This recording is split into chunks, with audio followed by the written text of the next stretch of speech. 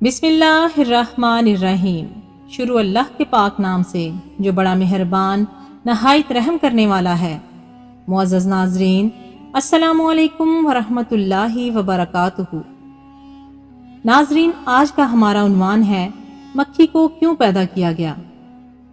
ہراساں کا بادشاہ شکار کھیل کر واپس گھر آنے کے بعد تخت پر بیٹھا تھا۔ تھکاوٹ کی وجہ سے اس کی آنکھیں بوجھل ہو رہی تھیں۔ بادشاہ کے پاس ایک غلام ہاتھ باندھے ادب سے کھڑا تھا۔ بادشاہ کو سخت نیند آئی ہوئی تھی، مگر جب بھی اس کی آنکھیں بند ہوتیں تو ایک مکھی آ کر اس کی ناک پر بیٹھ جاتی۔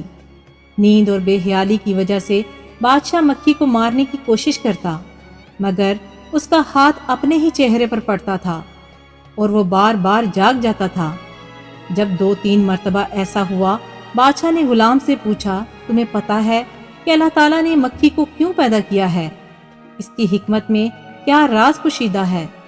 غلام نے بادشاہ کا جب سوال سنا تو اس نے جواب دیا جو سنہرے حروف میں لکھنے کے قابل ہے۔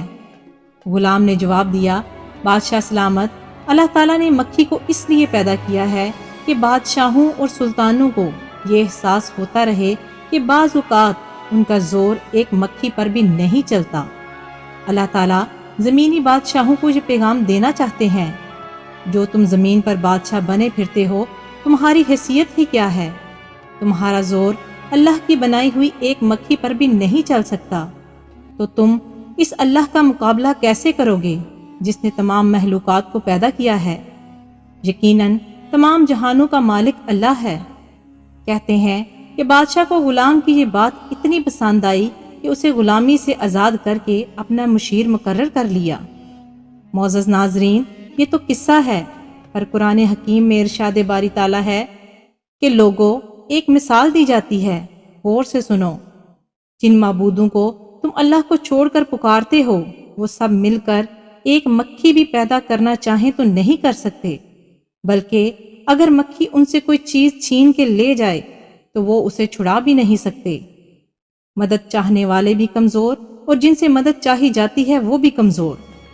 اللہ پاک ہم سب کو سمجھنے اور نیک اعمال کرنے کی توفیق عطا فرمائے، آمین ثم آمین۔